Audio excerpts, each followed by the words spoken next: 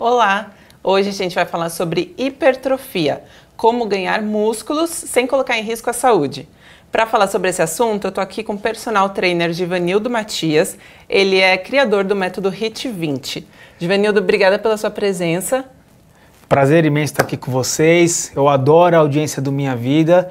E olha só, fica com a gente porque a gente vai bater um papo muito legal e vamos esclarecer muitas dúvidas. Você que treina e percebe que não consegue ter os resultados que gostaria, continua com a gente aí que esse bate-papo vai esclarecer muita coisa sobre hipertrofia, né, Amanda? Exatamente. Então mande suas dúvidas aqui nos comentários que eu vou receber e passar aqui para o Givanildo. Acho que a gente pode começar explicando o que é a hipertrofia muscular. Legal. A hipertrofia, pessoal, ela tem relação com o aumento do que a gente chama na fisiologia do exercício de secção transversa. Então a hipertrofia muscular, ela acontece pelo aumento do volume de cada célula. E aí quando a gente tem esse desenvolvimento celular, né? Esse desenvolvimento que acaba impactando no tamanho do músculo, mas a gente observa isso sobre a secção transversa e é por isso que muitas pessoas buscam esse tipo de treinamento, porque tem até um ponto, Amanda, que antes de pensar em hipertrofia, a gente tem que pensar em força muscular. Porque a força muscular, a resistência muscular, ela é uma capacidade física indispensável para a vida, para a manutenção da saúde, para a manutenção da qualidade de vida, para a manutenção, né? A gente está até aqui se preocupando em relação à postura, então ela é uma capacidade física indispensável.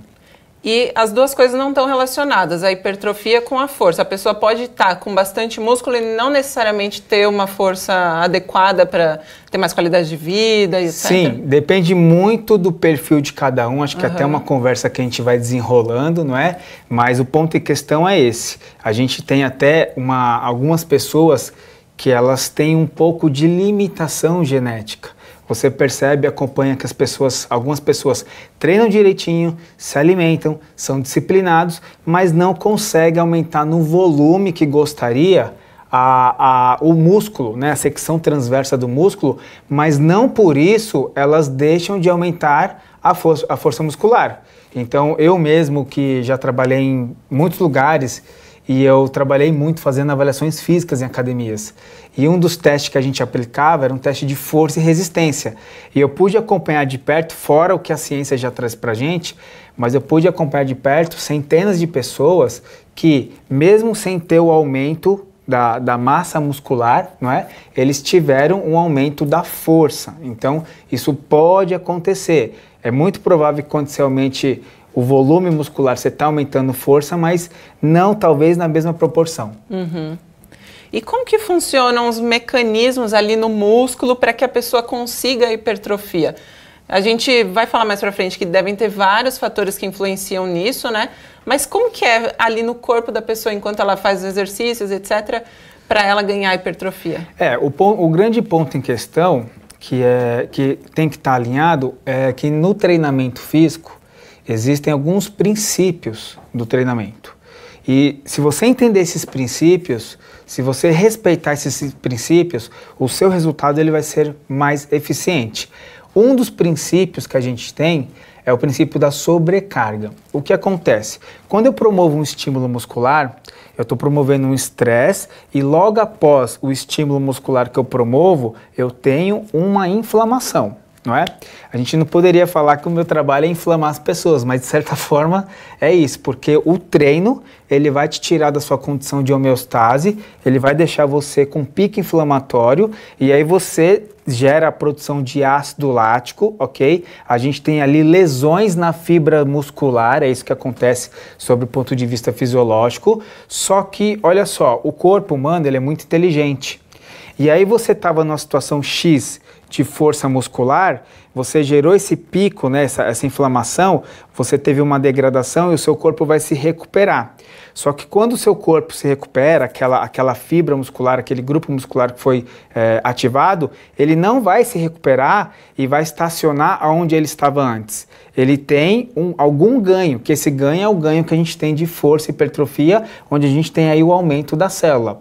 Esse ganho, ele é muito importante e é o benefício que as pessoas têm em relação ao treinamento, porque o corpo ele faz isso justamente pensando, olha, da próxima vez que eu sofrer um impacto como esse, eu não quero, na verdade, quando eu tiver um treino novo ou um estímulo novo, eu não quero sofrer tanto como eu sofri. Então, assim, tem toda uma combinação de fatores, tá certo? E talvez vai vir essa pergunta aí, logo mais, esse é um dos motivos que a gente tem que ter novas sobrecargas de treino. Porque a sobrecarga que eu treinei hoje, eu treinei hoje, fiz uma série com exercício X, não é? Com a carga Y, e daqui uma semana, daqui 2 semanas, daqui 3 semanas, esse mesmo exercício com essa mesma carga não está produzindo esse processo inflamatório tão grande como produziu na primeira vez. Uhum. E a gente já está recebendo várias perguntas. Ah, que legal, vamos lá. O Daniel Santana mandou no nosso YouTube, ele diz que malha muito, mas não consegue perder barriga e quer saber o que fazer. Legal. Bom, Daniel, não tem como fugir o assunto dela, né, da nossa queridíssima barriga. Uhum. Foi muito boa a sua pergunta, tá? Obrigado por você colaborar aí com a gente. E tem um detalhe que é o seguinte, o trabalho de força muscular, o trabalho de hipertrofia, ele não tem relação direta com a definição muscular, com o emagrecimento. A verdade é que a maioria das pessoas, elas buscam a definição muscular. A definição muscular, ela vai ser alcançada quando se tem um bom volume e um bom tônus muscular, tá certo? Mas, associado a isso, a gente tem pouco percentual de gordura. Se você não tiver pouco percentual de gordura, nada vai acontecer. Então, o que eu recomendo para você é, primeiro, faça uma avaliação para medir o percentual de gordura, talvez onde você treina, na sua academia, procura alguma informação nesse sentido, tá bom? Porque tem os padrões que você tem que seguir. Caso você não esteja dentro desse padrão, então o lance é o seguinte, não é só o trabalho de hipertrofia, você vai precisar desenvolver um trabalho cardiorrespiratório junto, pode fazer um HIIT, pode fazer um trabalho intervalado, numa esteira, então você precisa fazer essa combinação, porque só a musculação, ela talvez não vai ser efetiva na redução dessa barriguinha que talvez te incomode. E a Wanda Pimentel mandou no nosso Facebook uma dúvida que eu tinha também. Ela quer saber até que idade as mulheres conseguem ganhar massa muscular e se tem um limite de idade para isso. Perfeito, ótima pergunta, tá bom? O ponto em questão é o seguinte, a partir dos 30 anos de idade, eu vou trazer uma informação aqui, pessoal, não chora, tá? É a realidade. A partir dos 30 anos de idade, em média, a gente vai perdendo 1% de massa muscular ao ano. O que significa que talvez com 60 anos você vai ter 30% a menos de massa muscular. E não é fácil perceber isso quando você observa alguém que tem 60 anos, tá certo? O ponto em questão é o seguinte, que graças a Deus tudo é muito treinável. Uhum. E aí o impacto que você vai ter de aumentar mais ou menos massa muscular vai depender de 2 coisas. Primeiro, qual é o seu ponto de partida inicial? Porque se é uma pessoa que nunca treinou na vida, o que vai acontecer com ela? A chance dela ter resultado é maior. É maior. Quanto menos treinado, mais treinável. Se é alguém que já treina muito, e aí esse é o desafio, né? Por isso que as pessoas que treinam, elas têm resultados e depois ela vai atingindo um platô, vai ficando cada vez mais difícil, tá certo? Mas independente da situação que você se encontra, dá para desenvolver força, dá para aumentar a massa muscular, dá para você ter uma barriguinha mais sarada, o músculo do tchau aqui, né, que a mulherada se preocupa bastante, tem que se preocupar, membros inferiores, perna, quadríceps, glúteo, bumbum, e olha só, a gente não pode esquecer que tem um fator estética associado diretamente, mas toda a cadeia muscular é importantíssima para a manutenção da qualidade de vida, prevenção de lesões, para você também poder ter uma boa postura, nunca se esqueça disso. Então, nunca é tarde para começar, pode começar e algum resultado bom você vai ter desde que você esteja bem orientado. Acho que esse aí é um ponto em questão, tá? Porque as pessoas, elas acabam se perdendo em relação, tem muita crença, principalmente quem tá na academia, né? Tem muita crença e circula muita informação que talvez não é a melhor informação para você, e você precisa se preocupar com isso. E no nosso Facebook, o Paulo, ele diz que ele quer secar e ficar mais definido e que ele quer ganhar volume de bíceps, ombro, perna e peito. E o que ele pode fazer? Legal. Para secar, Paulo, tem que ter um combinado, que você tem que ter um trabalho cardio. O HIIT, ele hoje em dia, né, principalmente porque ele não vai te tomar muito tempo, ele é um método muito eficiente para te ajudar nesse sentido, tá bom? Para você te ajudar a derreter gordura. O trabalho com HIIT também ele é muito importante nos processos de hipertrofia porque ele aumenta a produção de GH, beleza? Então você tem que fazer isso. Eu diria que você pelo menos umas 3 vezes por semana tem que desenvolver esse trabalho cardiorrespiratório, tudo bem? Agora vamos lá para o trabalho muscular. Você precisa ter uma ideia se o seu trabalho muscular está sendo feito, ok? E aí tem uma questão, viu, Amanda? Eu não sei se é o caso dele que ele treina na academia, mas o que eu vou falar aqui, eu vou levantar a bandeira dos professores, tá bom? Que é o seguinte, quando o aluno novo chega na academia, ele chega todo eufórico, e aí o professor vai falar para ele assim, oi aluno, tudo bem? Que legal, que bom que você está aqui. Agora me diz uma coisa, eu vou montar seu treino e eu preciso saber quantas vezes por semana você vai vir treinar. Você já está rindo, né? E aí o que os alunos respondem? Joga lá em cima. Todo dia. Não, professor, eu vou vir todo dia. Abre de domingo? Pô, vou vir, não é?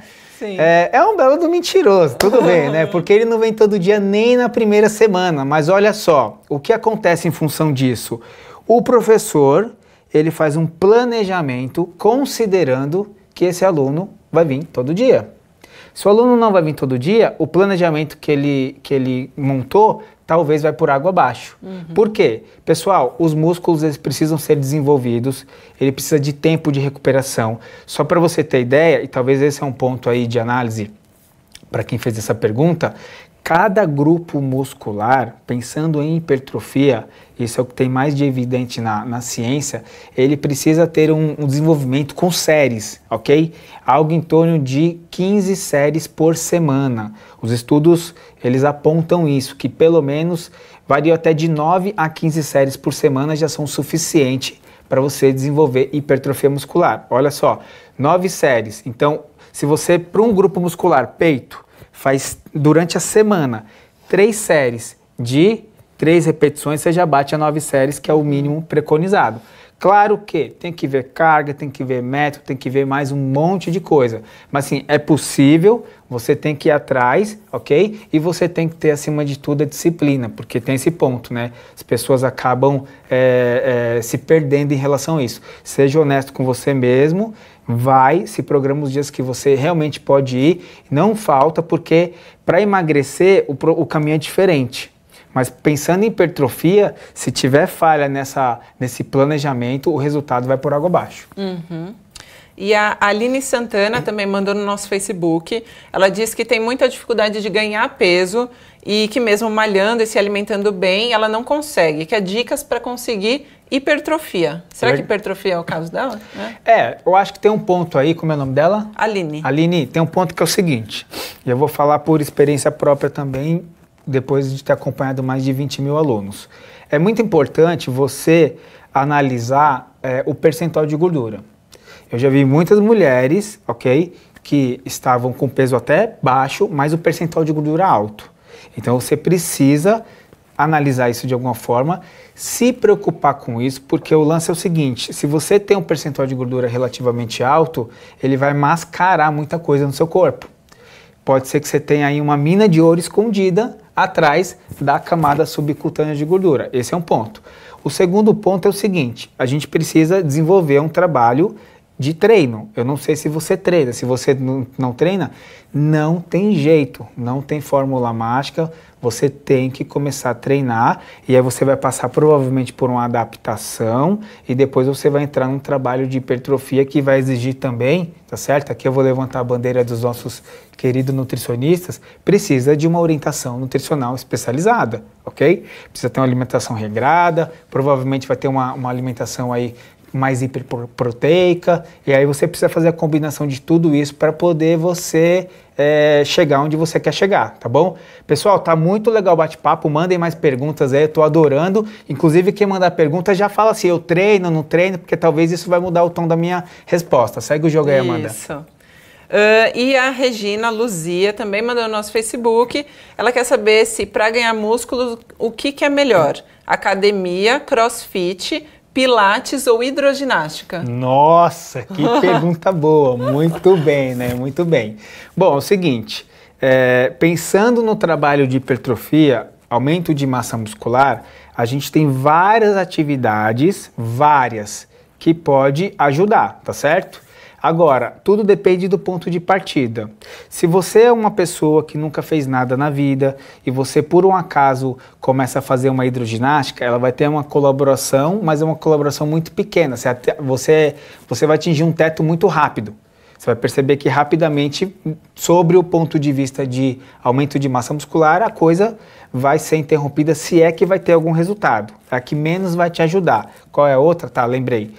O Pilates. O Pilates é uma atividade também muito boa. É uma atividade de força, ok? Então é uma atividade que vai te ajudar com força, que vai trazer benefícios hipertróficos, mas dentro de um conceito geral, de um contexto geral, o Pilates talvez em algum momento ele vai perder performance. Mas olha só, quando eu falo em perder performance, eu estou falando considerando uma pessoa que quer ficar gigante. Monstro, tá certo? Que talvez não é seu caso. Então, se não é o seu caso, você vai ter uma resposta muito boa com Pilates. Pensando também no trabalho de CrossFit, tem exercícios de força, ok? Tem exercícios de força que vão te ajudar, entra até na característica dos exercícios funcionais, que tem N possibilidades, que desde que seja orientado para isso, vai te ajudar. O ponto em questão, pessoal, que é o que a gente tem que se preocupar, é na personalização disso. Porque se você faz uma aula que é coletiva, talvez ela vai te ajudar menos do que se fosse uma orientação individualizada, tá certo? E aí quando você vai para uma academia, que é onde você tem, pelo menos do ponto de vista teórico, uma orientação um pouco mais especializada, todo mundo tem sua ficha de treino, tá certo? Isso pode ser que colabore mais desde que tenha um método, desde que tenha uma boa prescrição, porque numa academia, né, você tem exercícios funcionais que permitem ter mais incrementos de carga e tem as máquinas, os halteres, que permitem também ter mais aumento de carga. Mas olha só, eu não faço musculação, tá? Eu só faço trabalho funcional já há muito tempo, tenho dezenas de alunos, centenas de alunos que fazem e tem resultados maravilhosos. Então, tudo depende dessa linha aí. Hidroginástica ajuda menos, o Pilates vai te ajudar, e aí depende de onde você quer chegar, o CrossFit é a mesma coisa, a academia também é a mesma coisa, mas a academia tem mais ainda para onde crescer, o trabalho na musculação tradicional. E a Regina Lopes, ela conta que faz já Pilates 3 vezes por semana e quer saber se ela consegue hipertrofia com essa atividade sem tomar suplemento. Sim, consegue sim, tá? Pessoal, olha só também, informação importante. Eu respeito, mas eu não sou adepto de suplemento, nunca usei na minha vida e não indico para ninguém, tá certo? Por quê? A gente tem que pensar, Amanda, e mexer na causa do problema. Então, hoje em dia virou epidemia. Então, o meu trabalho como profissional é mudar a principal parte do corpo das pessoas que precisam mudar. Se você está imaginando que é a sua barriga, que é o bíceps, que é a coxa, você está enganado. O que tem que mudar é a sua cabeça.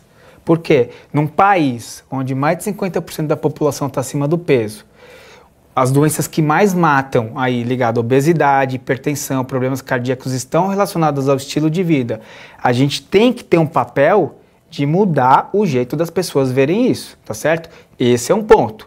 Então, sobre o ponto de vista de suplementação, pode ser que ela precise, mas a gente não sabe dizer, porque eu não sei se o método, o trabalho, a prescrição que está sendo feita, incluindo a disciplina dela, já está sendo suficiente.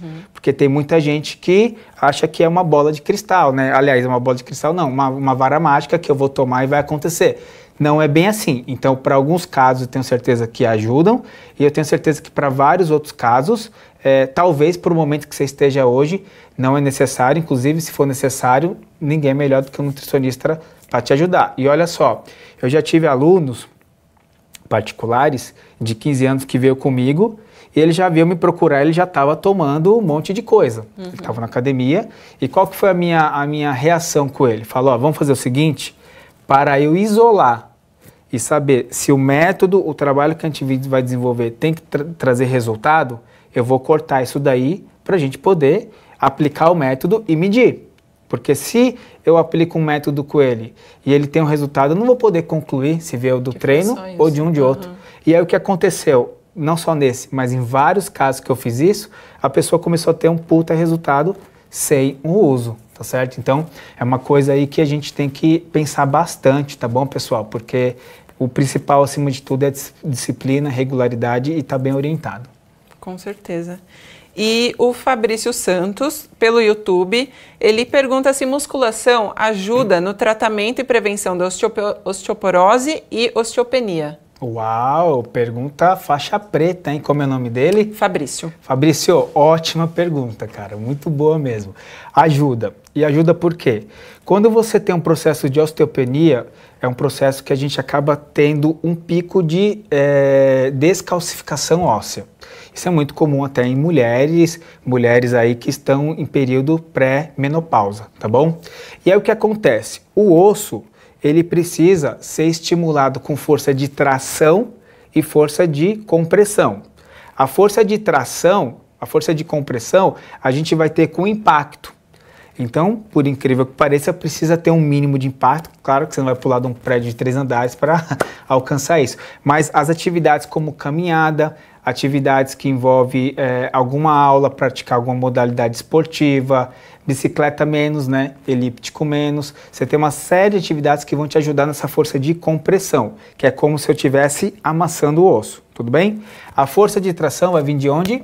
Do trabalho muscular. Porque quando eu tenho a contração muscular, eu tenho aqui ligamentos que eles vão, de certa forma, fazer esse estímulo de tração, como se estivesse puxando as pontas dos ossos, cada uma para um lado.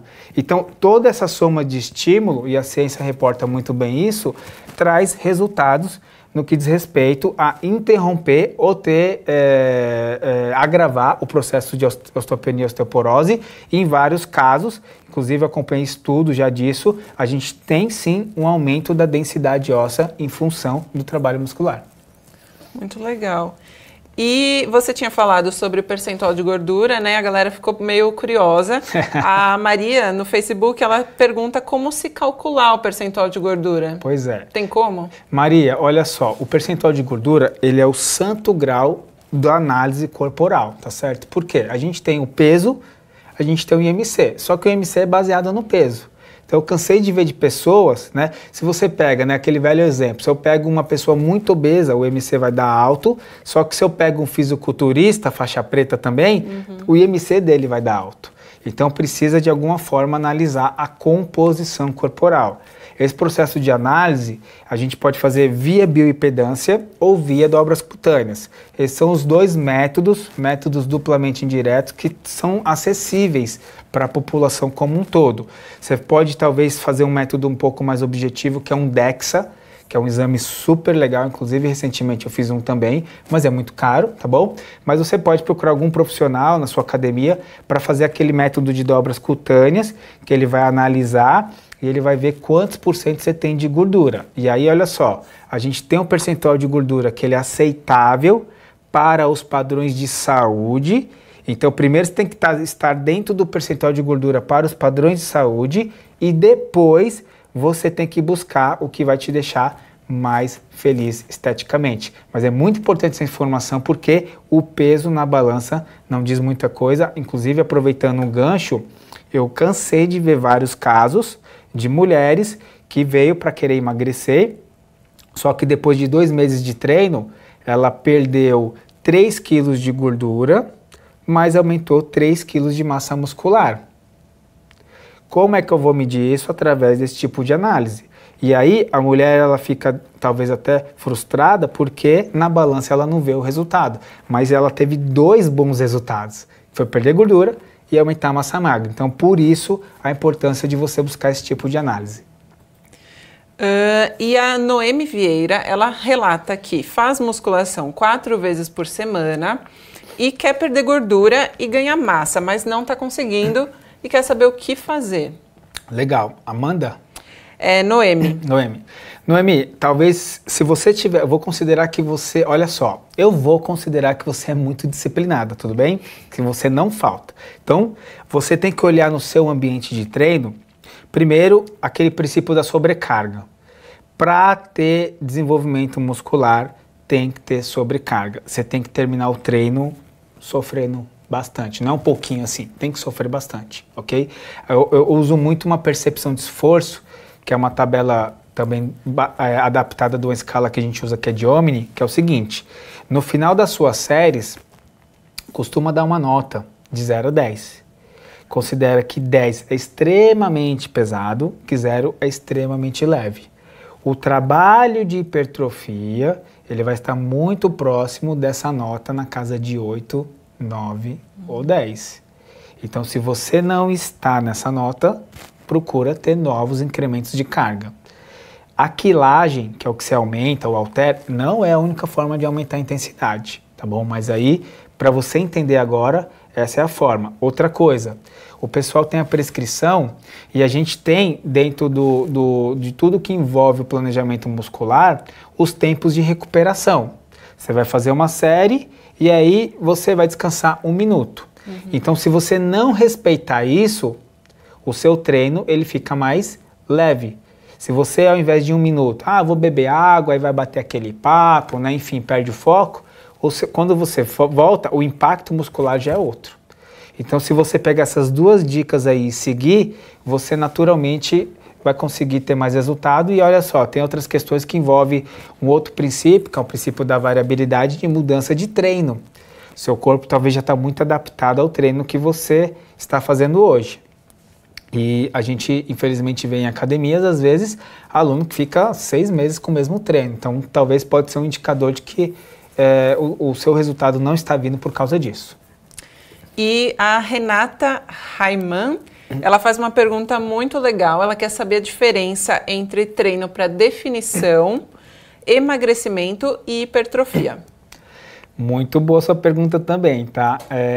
Na prática, a gente vai pensar mais em volume de distribuição de treino no que diz respeito às capacidades físicas.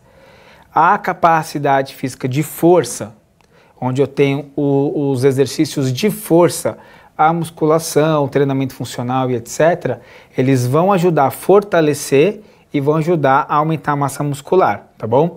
A definição, que eu acho que é o que as pessoas mais buscam, ela está no meio dos dois. Porque a definição é o quê? Eu tenho que ter pouca massa, eu tenho que ter pouco percentual de gordura e tenho que ter uma massa muscular desenvolvida. Eu acho que o sonho de todo mundo é a definição muscular, ok? O emagrecimento, eu posso fazer um trabalho muscular para emagrecer? Pode. O trabalho muscular, ele ajuda no processo de emagrecimento. Até porque quanto mais massa muscular, pelo menos é o que se reporta a ciência, você também tem um metabolismo basal um pouquinho mais elevado. Quanto mais músculo, mais você vai gastar calorias no treino e no dia a dia quando não estiver fazendo nada. Mas pensando no emagrecimento, você tem algo que talvez é mais eficiente do que a musculação, que é um treino cardio. Então, se eu tiver que priorizar e se o tempo for pouco, pensando no emagrecimento, eu vou ter mais volume do tempo que eu tenho pensando na aptidão cardiorrespiratória.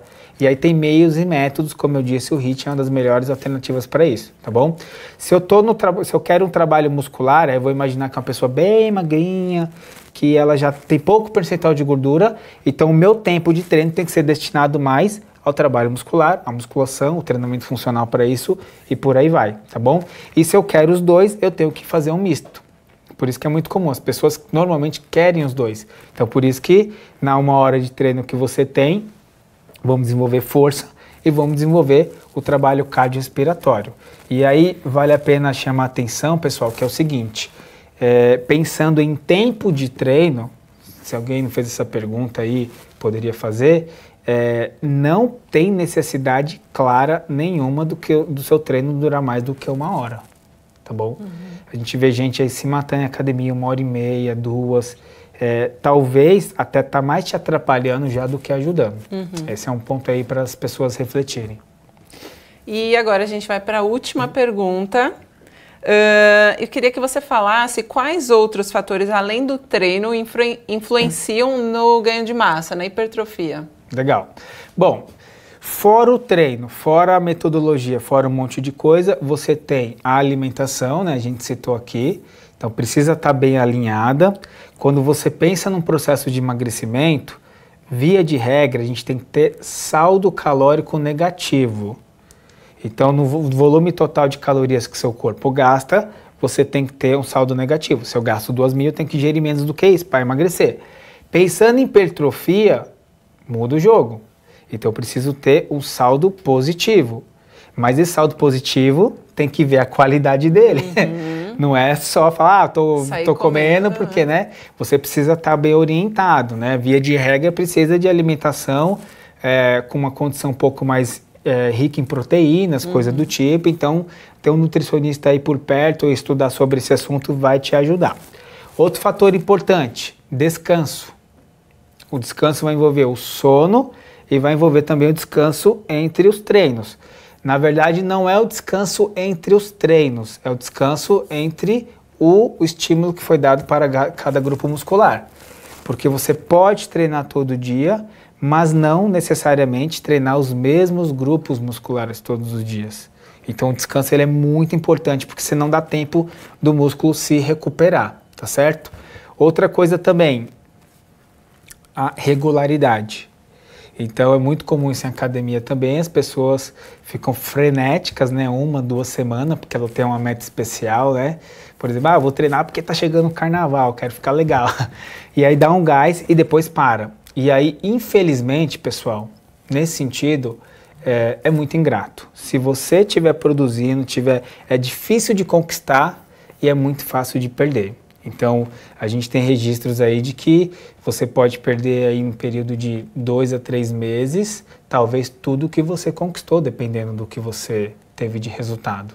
Então, são fatores como esses que vão interferir no seu resultado. Você tem que pensar 2 coisas, isso é muito legal. 2 coisas para você não boicotar seus treinos. Primeira, você sempre vai sair de lá melhor do que você entrou. Então você pode estar cansado, cansada, triste, cabisbaixo. Você vai treinar e aí tem uma modulação hormonal natural, aumento de serotonina, aumento de endorfina e você sai de lá e fala, nossa, né? Ainda bem que eu vim. Treino ruim é melhor que treino não feito, né? Não conheço alguém que se arrependeu do treino. Depois que foi, me arrependi de ter vindo treinar hoje. Eu desconheço, tá? E as pessoas vão e as pessoas têm problema, né? Eu tenho problema, você tem problema, todo mundo tem problema. Tem um monte de recursos que vão durante o dia, que vão te atrasar. Você tem que superar isso. O outro ponto é o seguinte, nunca fique mais do que 3, 4 dias sem treinar. Normalmente, a chutada de balde é depois disso. Então, quanto mais tempo você fica sem treinar, mais aumenta a sua chance de nunca mais voltar a treinar. Então, normalmente quando as pessoas estão treinando em para, é uma semaninha que aconteceu alguma coisa, ele não foi, aí ele chutou o balde. Acaba, né? Então, tome consciência disso, não deixe seu cérebro te enganar, faça exercício, procura ser bem orientado, tá bom? Como eu disse aqui, a gente precisa disso, é importante para a sua saúde, para a sua qualidade de vida, por que não para a sua estética? E eu tenho certeza que se você for regular, ir atrás de mais informação e continuar acompanhando dicas como essa do Minha Vida, um monte de informação aí bacana, vai te ajudar e você vai chegar mais longe. Então é isso, pessoal. Muito obrigada, Givanildo, por essa aula. Foi muito, muito legal esse bate-papo. Gostei também. E obrigada a vocês que mandaram perguntas, que acompanharam. E até a próxima. Tchau, tchau. Tchau, tchau, gente.